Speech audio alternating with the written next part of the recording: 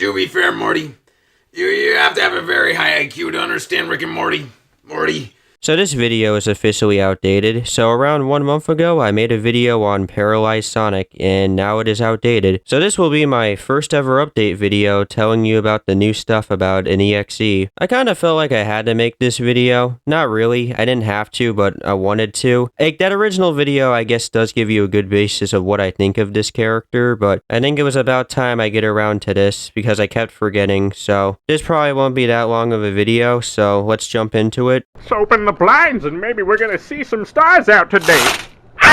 So last time on Dragon Ball Z, when I was talking about the story of Gene X Jesse, I basically just made a crappy fanfiction because there was zero to no info of like what the heck was going on.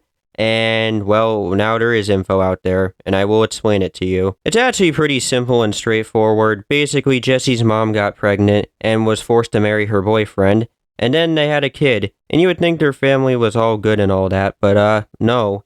There were constant fights. I'm just gonna rip the band-aid off and say it, but Jesse's mom was a complete ass to her, just complete utter bitch mode, I guess. Kind of can't believe I just said this, but anyways, her dad just eventually left them. But let's be honest, he'll probably be back. He's just gonna go get some milk, because that's usually what grown men do when they're mad at their family. He doesn't return. A several-year time skip, I guess, and Jesse now met this person named Clay, and Clay is actually really nice to them, and you'd probably guess Jess becomes really attached to them, and I mean, I would too, honestly, if my fucking dad abandoned me to go get milk. And so Jesse and Clay are like huge fans of the Sonic series, or became big fans of the series, which I sure thought Jesse had genuinely no clue what Sonic was and was just like, alright, I'm just gonna possess this guy. Like, I sure thought it was something like this. So she associated her best moments with the franchise and was the first ever person to get a copy of Generations with Clay. Oh, but, car accident. So then there is a funeral, and Jess's mom gets the copy of Generations Jesse got. I wonder what will happen next. And then we get into Family Jewels, where Jesse's mom gets tormented by this hellspawn, and then she dies. I really don't have a lot to say about it. Nice animatic, or animation. So then we get into this video that I forgot the name of. For some reason, when going into this video, I thought this girl was Jessie, but their name is Sophie, and I sure thought this thing was like, oh, PTSD demon, but it's literally just Jessie, so I have no clue what I was even thinking about. So anyways, this random girl gets dragged into Generations in the vessel of Espio, which I find really funny because out of any character Eric could have picked, he picked Espio because he isn't too relevant to Sonic, which I just find to be really interesting. I don't know, the philosophy of that. I don't even know if you can call it a philosophy, I just find it really interesting. He could have picked Cream, like she's not really in many Sonic games.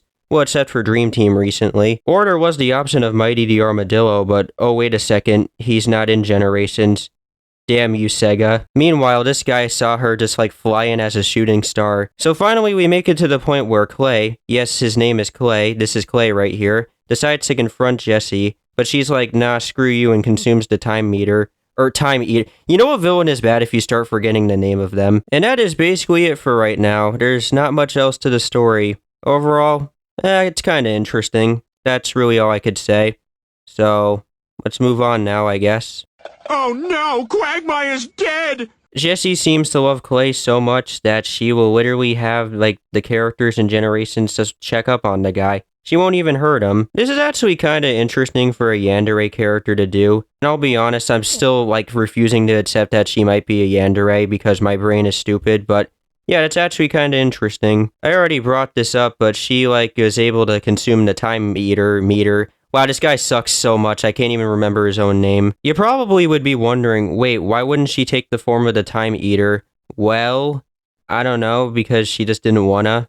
So, yeah, that's it. And I finally got the name correct. So one more thing to bring up, if you were to like fight Jesse, you literally would just get this screen. It sounds like a really interesting idea for like a boss fight, like for a Generations mod, which don't worry, I'll get into that like right now. I can't beat the shit out of you without getting closer. So that is everything about this Eldritch Abomination that's come out recently. Who knows what she's doing right now? She's probably burning down a gas station, which is something I feel like she would probably do. I guess as the month has passed, she's now an A tier character for me. Not S, but A. So, I'm just realizing that the Sonic Generations modding community could really do a lot with this character. I thought of the idea of you being able to race against her, like an entire mod where you race against her in a bunch of the different generation stages.